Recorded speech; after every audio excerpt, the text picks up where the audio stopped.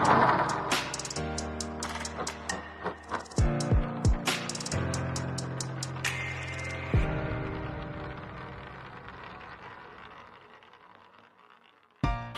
நண்பர்களே, welcome to ஹேம்சோம். உங்க வீட்ல மைதா மாவு இருக்கா? அப்போ உடனே இந்த ரெசிபியை ட்ரை பண்ணி பாருங்க. அவ்வளோ குவிக்கா ஒரே நிமிஷத்துல நம்ம ரெடி பண்ணிடலாம். இந்த குவிக்கான ஸ்நாக்கை எப்படி பண்றதுன்னு வாங்க பார்க்கலாம்.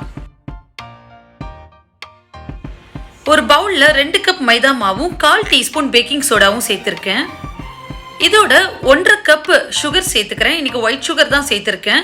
நீங்க 2 கப் கூட சேர்த்துக்கலாம். பட் எனக்கு ஸ்வீட்டோட டேஸ்ட் நார்மலா இருக்கட்டும்ங்கிறதுனால நான் 1/2 கப் சேர்த்திருக்கேன். இதோட 2 டேபிள் ஸ்பூன் ஆயில் சேர்த்துக்கிறேன். ஆயில் சேர்க்கிற மூலமா இந்த ஸ்வீட் போண்டா நீங்க ஃப்ரை பண்ணும்போது ரொம்ப எண்ணெய் குடிக்காது. இதோட தண்ணி ஆட் பண்ணி நல்லா மிக்ஸ் பண்ணிக்க போறேன். தண்ணி அளவு கொஞ்சம் கொஞ்சமா ஆட் பண்ணி கலந்துக்கோங்க. இது கொஞ்சம் கூட கட்டி இல்லாம லம்ப்ஸ் இல்லாம நல்லா கலந்துக்கோங்க. இந்த போண்டா பார்த்தீங்கன்னா இன்னைக்கு எங்கள் மாமா தான் செஞ்சுருக்காங்க. ஸ்நாக்ஸ் சாப்பிடணும்னு குட்டீஸ் சொன்ன உடனே சட்டுன்னு இந்த ஸ்வீட் போண்டா ரெடி பண்ணிட்டாங்க. ஸோ இந்த மாதிரி நிறைய டக்கு டக்குன்னு செய்கிற ரெசிபீஸ்லாம் ரொம்ப சூப்பராக செய்வாங்க. பார்த்தீங்கன்னா இதுதான் கன்சிஸ்டன்சி. இந்த மாதிரி நம்மளுக்கு கன்சிஸ்டன்சி வர்ற அளவுக்கு தண்ணி ஆட் பண்ணி நல்லா மிக்ஸ் பண்ணிக்கோங்க.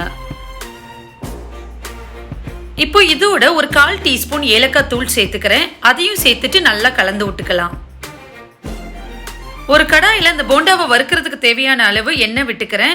நல்லா கொஞ்சம் அகலமான கடாய் எடுத்துக்கோங்க. அப்போதான் இந்த போண்டா செய்கிறதுக்கு ரொம்ப ஈஸியாக இருக்கும். இப்போ எண்ணெய் சூடாயிடுச்சு பாருங்கள். ஒரு குழி கரண்டி எடுத்திருக்கேன். அதில் ஒவ்வொரு கரண்டியாக எடுத்து ஊற்றிக்கிறேன். ஸோ வீட்டில் இருக்கிற ஏதாவது ஒரு சின்ன குழிக்கரண்டி எடுத்துக்கோங்க. அந்த ஃபுல் கரண்டி இருக்கிற அளவுக்கு அந்த மாவு எடுத்து நீங்கள் ஃபுல்லாகவே ஊற்றிட்டீங்கன்னா கொஞ்ச நேரத்துலேயே அது நல்லா புஷ்ஷுன்னு உங்களுக்கு எலும்பி வரும். ஒரு டைம் ஊற்றும் போது இவ்வளோ நம்பர்ஸ் தான் ஊற்றணுங்கிறது லிமிட்லாம் கிடையாது. உங்களுக்கு கடாய் எவ்வளோ கொள்ளுதோ அவ்வளோ குவான்டிட்டி நீங்கள் போண்டாஸ் போட்டு எடுக்கலாம்.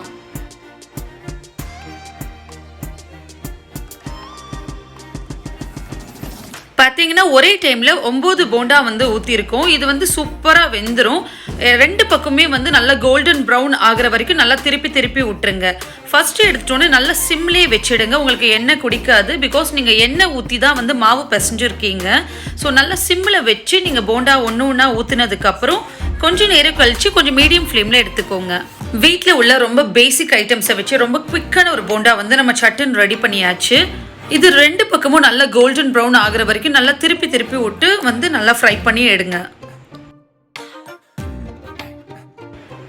இப்போ நம்மளுடைய சூப்பர் டூப்பரான ஈவினிங் ஸ்நாக் ரெசிபி ரொம்ப குவிக்காக ரெடி பண்ணிட்டோம். இதை நான் ஆயில் எல்லாம் வடிச்சிட்டு இன்னொரு பவுலுக்கு ட்ரான்ஸ்ஃபர் பண்ணிக்கிறேன். இதே ப்ராசஸை அகெயின் ரிப்பீட் பண்ணி மீதி உள்ள மாவுக்கும் நீங்கள் போண்டாஸ் எல்லாம் போட்டு எடுங்க. பாருங்கள், போட்டு உடனே நல்லா புஃப்னு வந்துருச்சு. இந்த போண்டா பார்த்தீங்கன்னா கொஞ்ச நேரம் ஊறிடுச்சுன்னா உங்களுக்கு போட்டு உடனே நல்லா புஷ்ஷுன்னு எலும்பிடும். பட் உடனே செஞ்சாலும் நோ ப்ராப்ளம். நம்ம கொஞ்ச நேரத்துலேயே நல்லா புஃப்னு நம்மளுக்கு சூப்பராக கிடைச்சிடும்.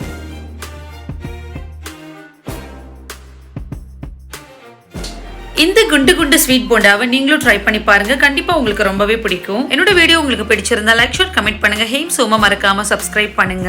பக்கத்துல உள்ள பெல் சிம்பலை கிளிக் பண்ணிக்கோங்க. அப்பதான் என்னோட வீடியோஸ் உங்களுக்கு நோட்டிபிகேஷனா உடனே காட்டும்.